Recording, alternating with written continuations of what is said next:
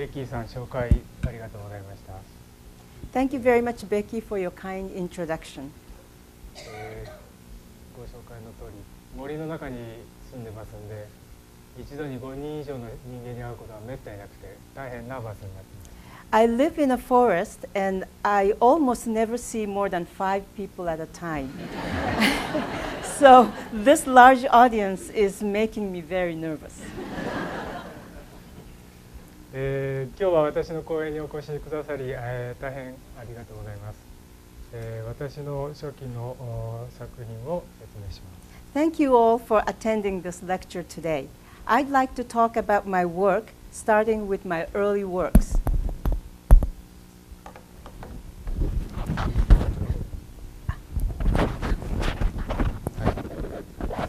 大丈夫ですか？聞こえますか？ OK。 聞こえますか？大丈夫？ Can you hear? OK。 Yeah? Not much better? もっと？ Do you have it on? ついてますね。ついてますね。じゃあちょっと大きな声で。じゃあこのくらいですか？じゃあこのくらいにしましょう。はい。大丈夫ですか？すいません。もう。Sorry, we don't do this in the forest, so.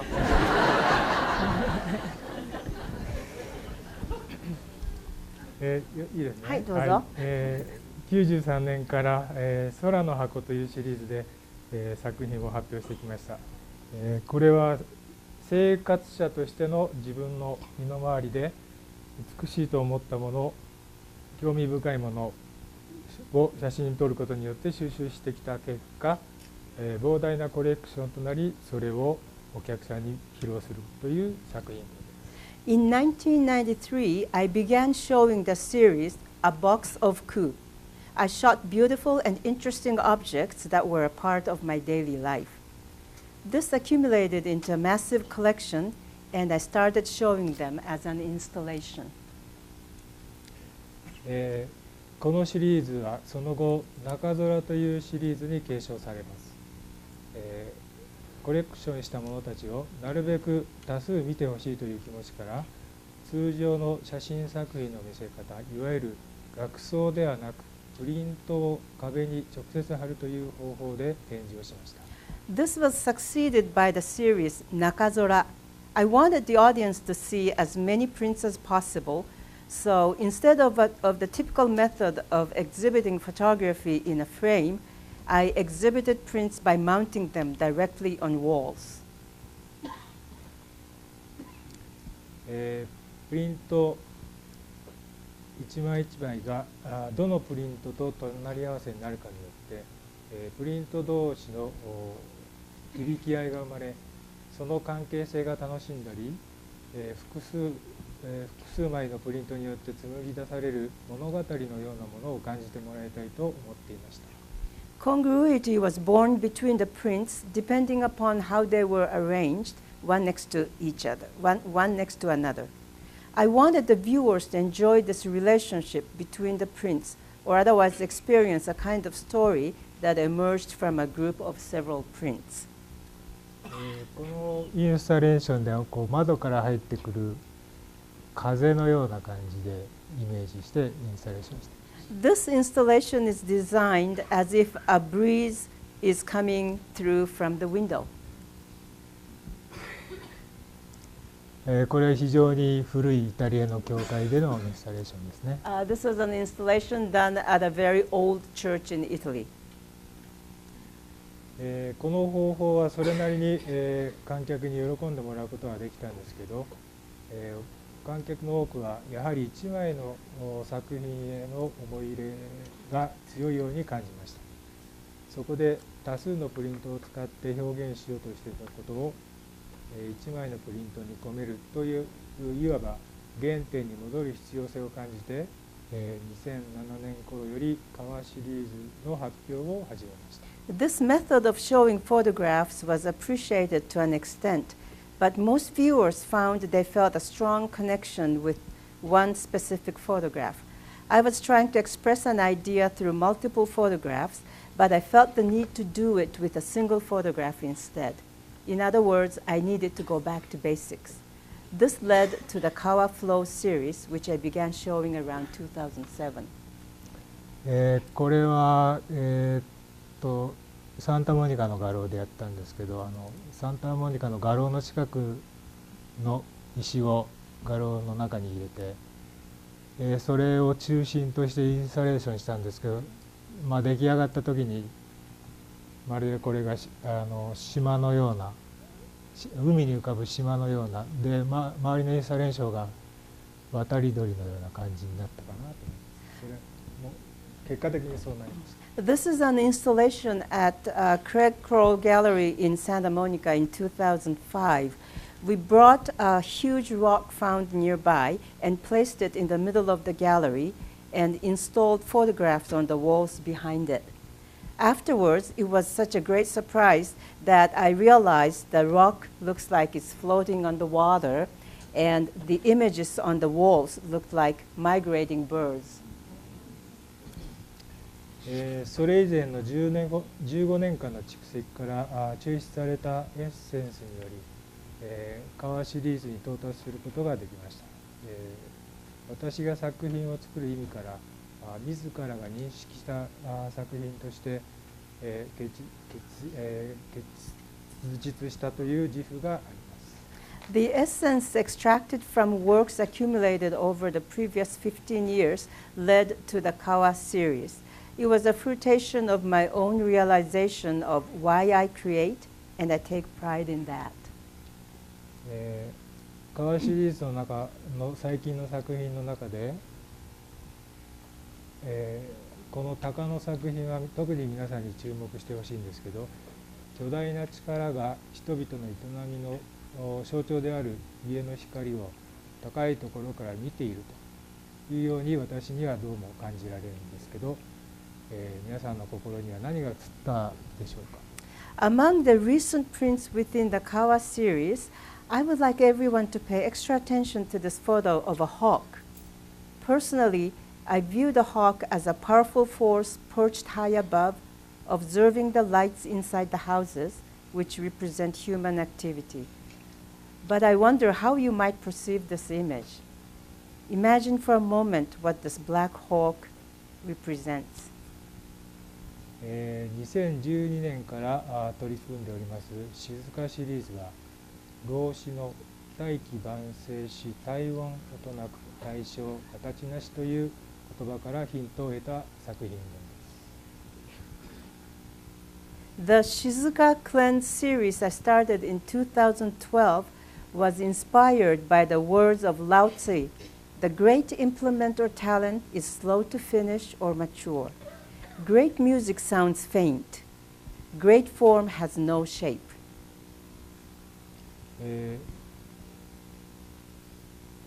体温音なくは宇宙の運行によって発せられているであろう大きな音に、人間は聞くことができない音があふれているけども、人間は自分たちが聞こえる音しか存在しないかのような受け取り方をしている。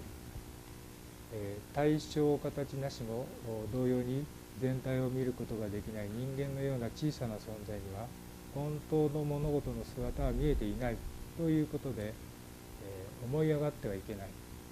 自分たちが知ることができる物事などはほんのわずかな一部にも満たないことであることを認識しなさいといったことを表しています。The first part, great music sounds faint, points to the human perception that only sounds we can hear exist, when in reality we are surrounded by great sounds created by the universe which we cannot hear.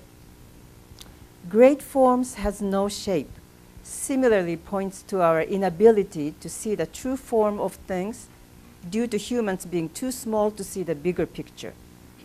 It teaches us not to be arrogant, but to recognize that any event we are aware of is merely a fraction of one part of the whole.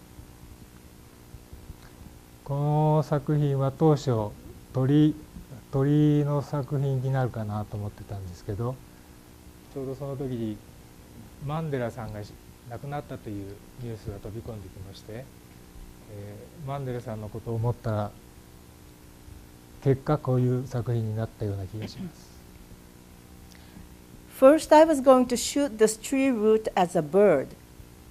However, right at that time, I heard the news of Nelson Mandela's passing. That news inspired me to see this as a different image, and I titled it Free at Last. これですね、これは冬。これはライティングすることによって、子供の赤ちゃんの姿が生まれたんで、リボーンというタイトルになりました。まるで女性の子宮の中に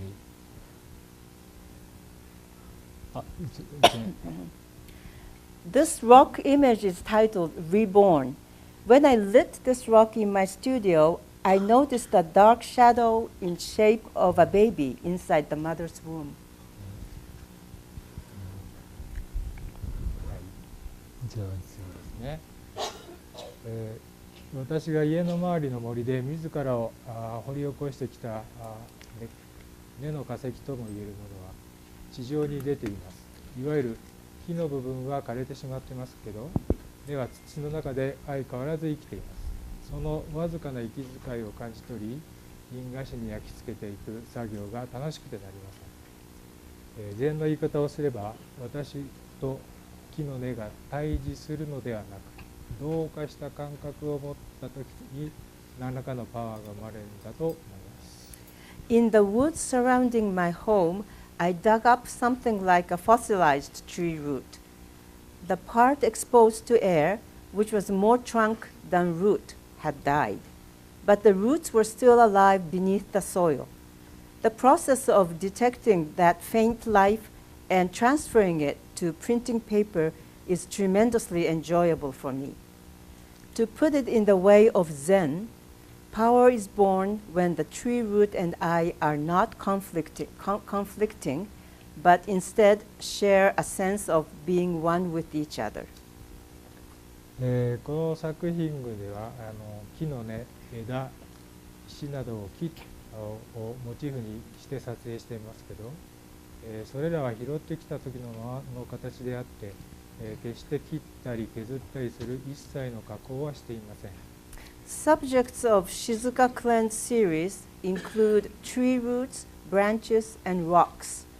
I shoot them exactly as I found them, completely untouched. I utilize lighting to find new shapes out of these natural forms. ミケランジェロの言葉として伝えられている彫ろうとしていた像は初めから石の中に存在していて、それに近い感覚があります。いわば光による彫刻であり、写真技法でしかできない表現であるところに価値があります。It feels similar to what Michelangelo described. Every block of stone has a statue inside it, and it is the task of the sculptor to discover it.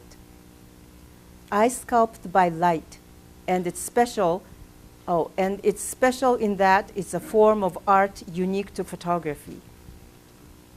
私が写真という技法を使って作品を作り始めてから約30年経ちますが、私が作品を制作するにあたって、自分の中の基軸となる、精神の柱についてお話ししようと思います。It's been 30 years since I started using photography as a medium. I would like to talk to you next about the spiritual pillar which serves as my foundation when I create. 一般的に日本人というのは自分がどの民族に属しているかなどのルーツやどういった宗教を信じているかなどのことを普段意識しないで過ごしています。日本の中にもさまざまな民族が存在していますけど、世界の他の地域ほどの民族間の明確な対立がないこともあり、自分とは一体何者であるかということの認識をしなくても生きていきます。In general, Japanese people normally go through life without thinking too much about their roots, such as the original ethnic groups they are kin to, or their religious faith. Various ethnic groups exist within Japan, but in comparison to other parts of the world, there are no clear conflicts between these groups. So we live life without answering the question of what is my identity? 私の場合、作品を作り、それを世に出して問いかけていったときにその作品が海を越えて日本人だけではない海外のさまざまな人々の目に触れる幸運に恵まれました。そして不思議なことに私の作品は日本人よりもむしろ欧米の人から支持をされるわけです。そのことがきっかけで私は私の中の日本人である私を検証せざるを得なくなったという経緯があります。For me, I create work, put it out into the world, and pose a question. And I was fortunate to have my work travel across the ocean and show it not only to the people in Japan, but to a global audience. Interestingly, Americans and Europeans appreciate my work more than the Japanese. This was a catalyst for me, and I was forced to evaluate the Japanese self.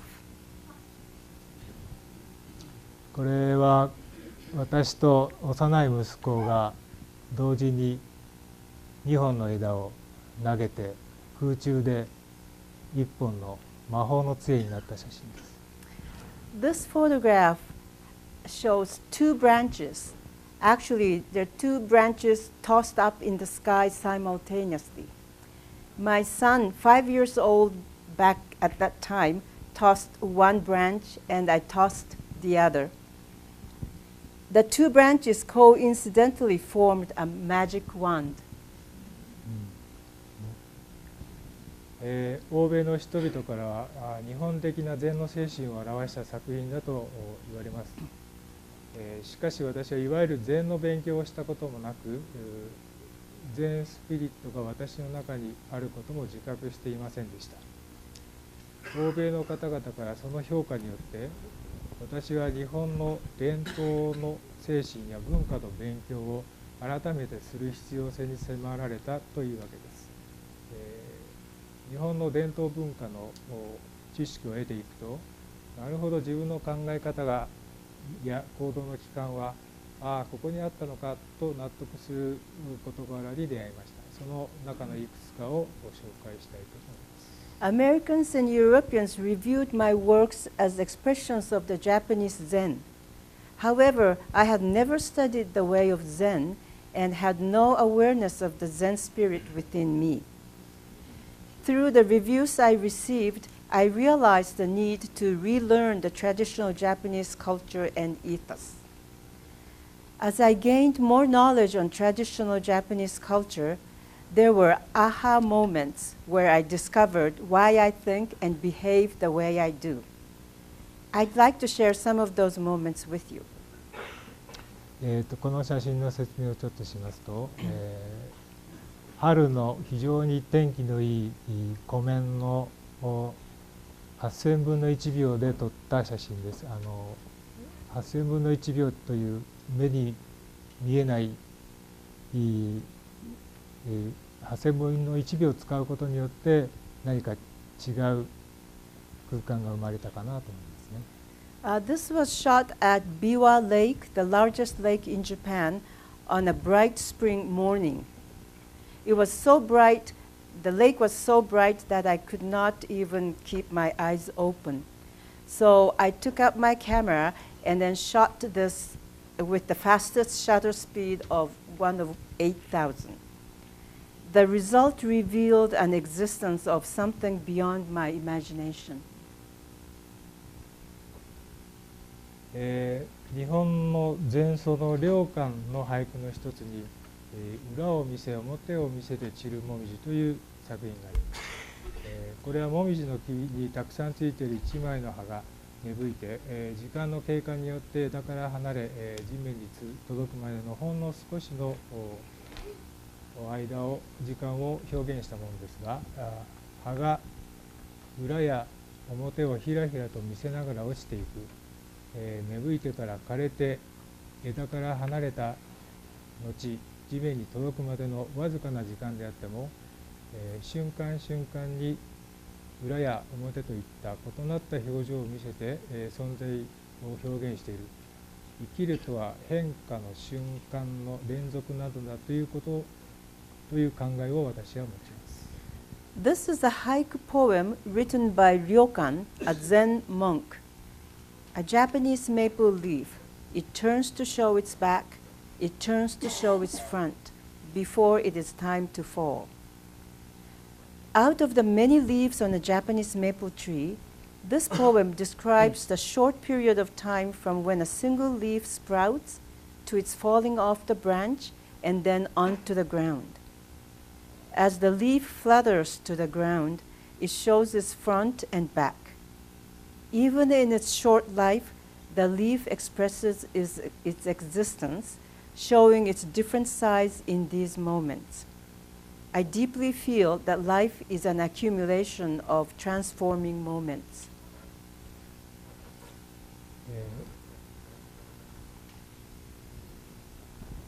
この俳句と時間と空間の捉え方は写真で事象を撮影する感覚にとてもよく似ていて、最低限の文字数で世界を表す俳句の抑制された表現方法は私の作品制作で大きな影響を与えています。俳句は目の前に起きた事象をただ描写するだけです。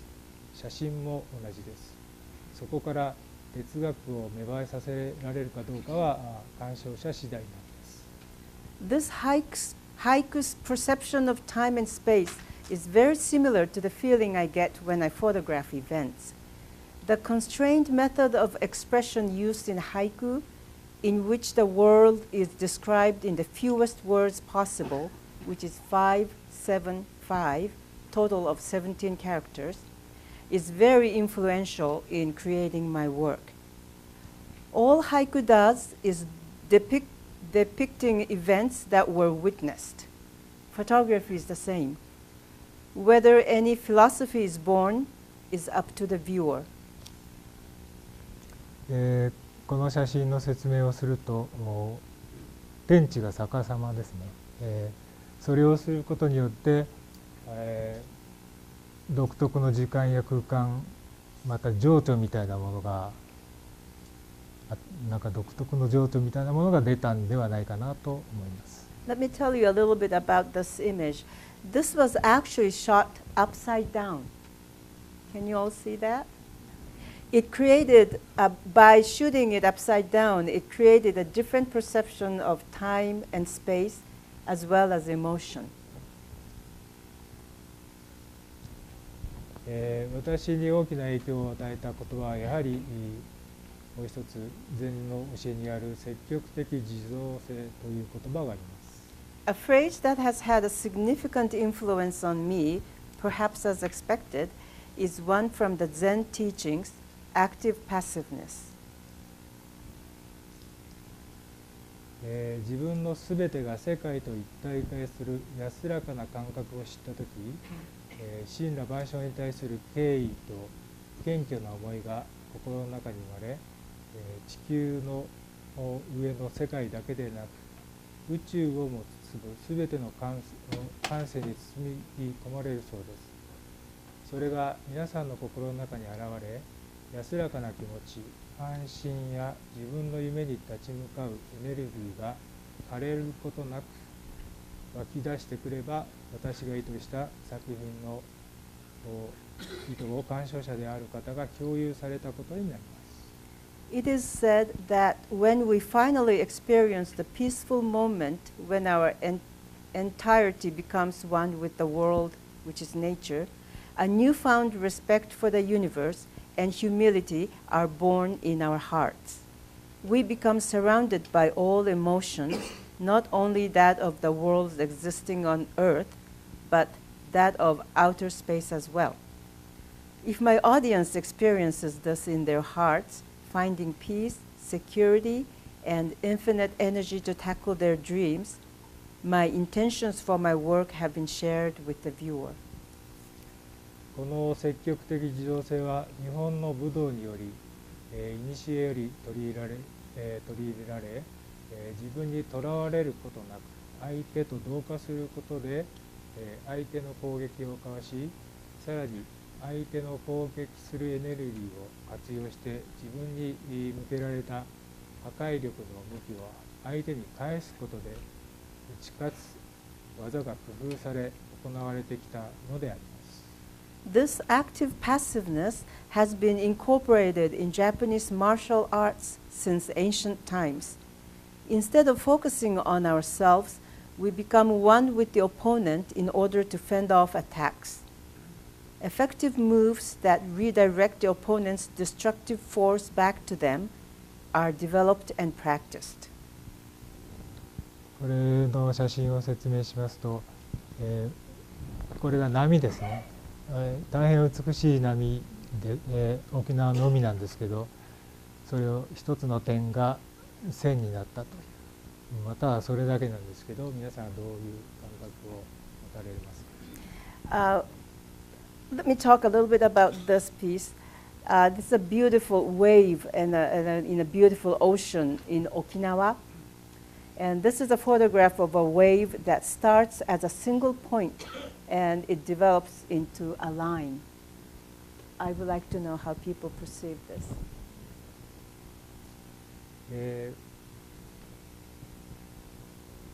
私は作品を制作する上でこの積極的自動性の感覚を研ぎ澄まして、作品に表されないかと試み続けております。When I create, I constantly seek to refine and express active passiveness in my work.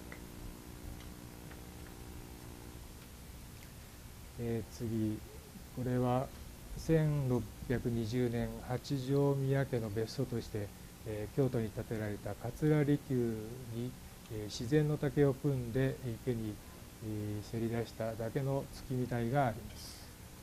There's a moon viewing platform inside the Katsura Imperial Villa, which was built in Kyoto in 1620. 宮家の建物の設備としてはあまりにも質素であるとイタリアの友人が言ってましたけど、自然に溶け込む本来の自然を邪魔せず、人間が自然に受け入れてもらうためにあえて質素に作った気持ちが日本人の中に脈打つ人間も自然の一部に過ぎないとする謙虚さなのだと思います。The simple platform is made of bamboo and juts out onto a lake in the villa. My Italian friend says this structure is far too modest for an imperial villa.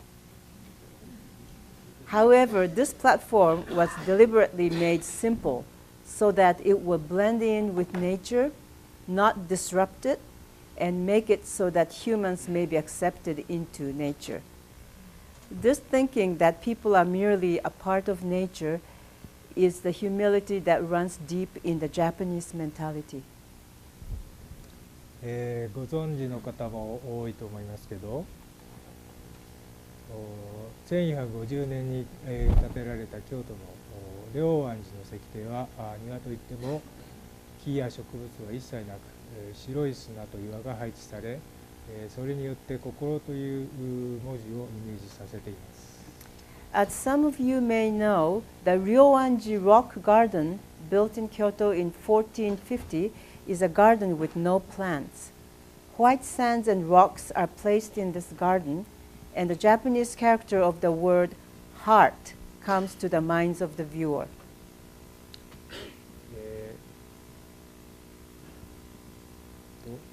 またこの石庭には15個の石が配置されてますけど、どこから見ても必ず一つは重なって見えないようになっています。すなわち、心は見えたと思っても自分の心でさえ見えていない部分があるということを表しています。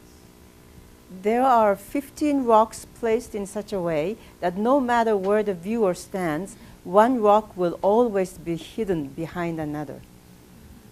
Meaning, even when we feel that we've seen it all, there will be things that even our heart's eye is unable to see.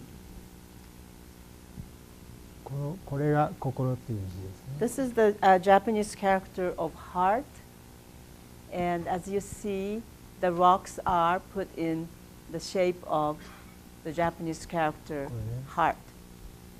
これがっていうことですね。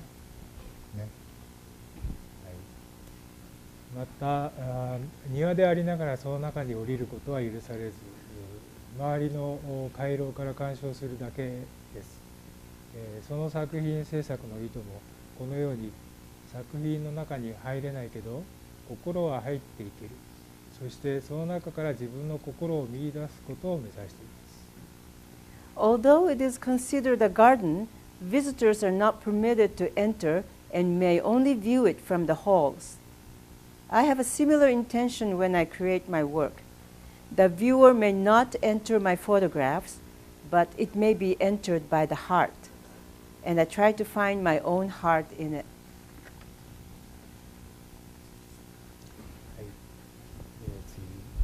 次、人間とはドーナツ版のレコードのようなものであると言った人がいます。今やほとんどの人は音楽をデジタル機器によって聴いていますが、1と0の構成されたデジタルの世界では消耗摩耗といった劣化がありません。Someone once said, humans are like donut-shaped vinyl records. Today, most people listen to music on digital devices. The digital world made up of zeros does not deteriorate. There's no wear and tear. 生きているということは劣化していって最終的には死に向かうもののことを言います。ドーナツ版のレコードも人間も劣化して死に至ります。つまり劣化や死がないデジタルはすでに死んでいるということになります。その死んでいるデジタルに何でもかんでもやらせてしまうという現代の風潮に私は危機感を覚えています。To be alive points to physical deterioration and eventually death. Vinyls and humans both deteriorate and eventually die. Therefore, digital things which do not die are already dead. The current trend of having these dead digital things do everything for us is quite alarming. 自分たちの利益のためにさまざまな装置や物体をせっせと開発して、自分たちの快適な生活を手に入れるということには余念がありませんが、その結果多くの人類に平和と幸せが訪れたかというと一概にそうは言えないと思います。We are determined to develop various devices and things in our own interest to help us attain a comfortable lifestyle. But did this bring peace and happiness to humankind? Not necessarily. 人間は誰でもが持つ計り知れない自己中心的な欲望と、実は人間は一人では生きいられず共同体の中の一部として生きるしかないことも知っており、そのためには自らの欲望を制御して全体のことを考えなければならないことも認識済みでしょう。しかしその相反する事態を心の中でうまくコントロールできないという不器用な生き物かもしれません。Humans all have immeasurable egotistic greed, but we know that we cannot live life alone, and we can only survive as part of a collective. We also realize that in order to do so, we must suppress our desires and think about the collective as a whole. But maybe we are clumsy beings that are unable to reconcile these contradicting ideas in our hearts. 一方、人間以外の生き物に目を向けてみればどうでしょう。と言いますのは、私は都市でなく、先ほども言いました森の中に住んでいますので、日常人間よりも動植物に接する機会が多いです。自然の力というものをダイレクトに体で感じながら生活していますが、例えば鳥や虫、それらの生き方には無駄がなく大変合理的です。生命体維持のための必要最低限の植物摂取、子孫をいかに効率的に残すかという課題のための微妙な進化、その先の子孫を残すために子孫を産んだら早々と死んでしまう、そのシンプルな美しい生き方に敬意を払いたくなります。一体私たち人間は何をやってんだとぼやきたくもなります。Look at other organisms, on the other hand. I live in the woods, as I mentioned earlier, away from the city. So every day I have more opportunities to interact with animals than with humans. I physically feel the direct power of nature in my daily life. For example, birds and insects waste nothing, leading a practical life. They consume the minimum amount of food needed to sustain life and have made subtle evolutionary adaptations to efficiently produce offspring. I respect this beautiful and simple way of life. Live to procreate and face death once offspring are nurtured. It makes me wonder aloud, what are we humans doing? 都会においては本来は土であった地面がコンクリートで覆われ、虫は排除され、木々や草花は限られたスペースに行儀よく人工的に手入れされています。本来の野生的な生物や植物の息吹は抑制されていますので、彼らのダイレクな声は聞こえてくることができません。そういった場所でのですっかり自分が野生の一部だということを忘れた多くの人々が世界を牽引しているのかもしれません。In cities, land that used to be soil is covered in concrete. Insects are exterminated. Trees, grass, and flowers are planted in confined spaces, neatly aligned and maintained by men. Natural habitats of wild animals and plants are now controlled, so we can no longer hear their direct voices. Perhaps we live in a world led by many of those who have become accustomed to such environments, forgetting that they too are a part of nature. この写真の説明をしますと、私の家の東側の窓に置いてある石3つが朝日を浴びている状況の写真です。Let me tell you a little bit about this photograph. This is a photograph of three rocks that are placed by my window facing east. The three rocks were lit by the morning sunlight. この世に人間しか存在していないかのような人間中心の考え方になり、自然への敬意、自分が自然に生かされていて自然の一部でしかないということを忘れがちになるのは当然のことと言えるかもしれません。It's no surprise we have a human-centric mindset, as if people were the only life existing in the world. We tend to forget that nature permits us to live in it, that we are merely part of nature. この写真はここにここに鳥が飛んでますね。You see a little bird right on the ring of the sun? 私は自然豊かな田舎で幼少時代から大人になるまで育ちました。その後は東京に出たんですけど、都会の生活を満喫したとは言えません。美しいものは田舎にありました。高校生の頃からカメラを持ち、私の心に響く美しいものを探して歩いていました。故郷の風景や自然の造形への畏敬の念が私を引きつけていたんだと思います。From my early childhood to adulthood, I lived in a rural town abundant in nature. I then moved to Tokyo, but I can't say that I fully enjoyed the city life. Beauty exists in the countryside. In high school, I started carrying around a camera, seeking out beautiful things that resonated with me. I believe that the scenery I grew up with back home and the sense of awe I had for natural art forms drew me to those things.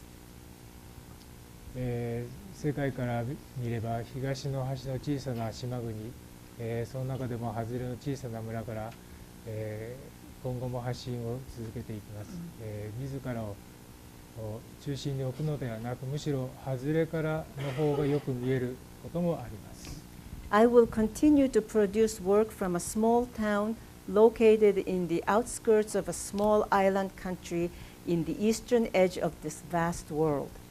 Some things are clearer when viewed from the outskirts, away from the center.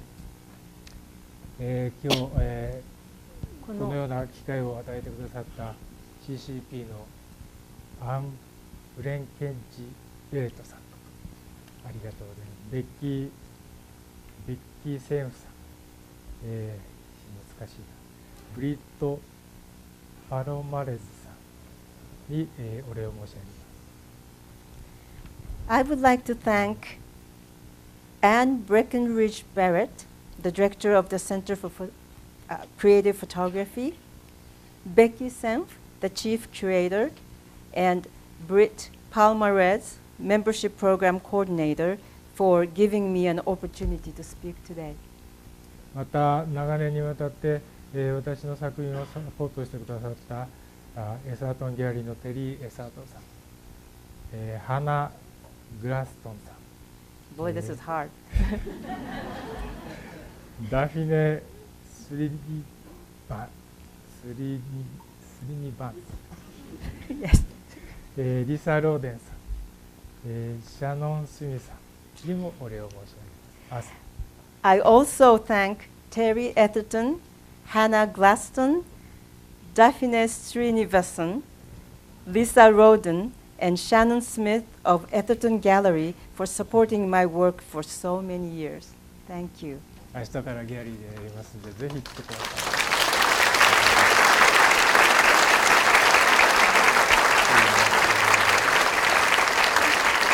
Thank you. I hope to see you all at the Etherton Gallery exhibition, which opens tomorrow. Thank you very much.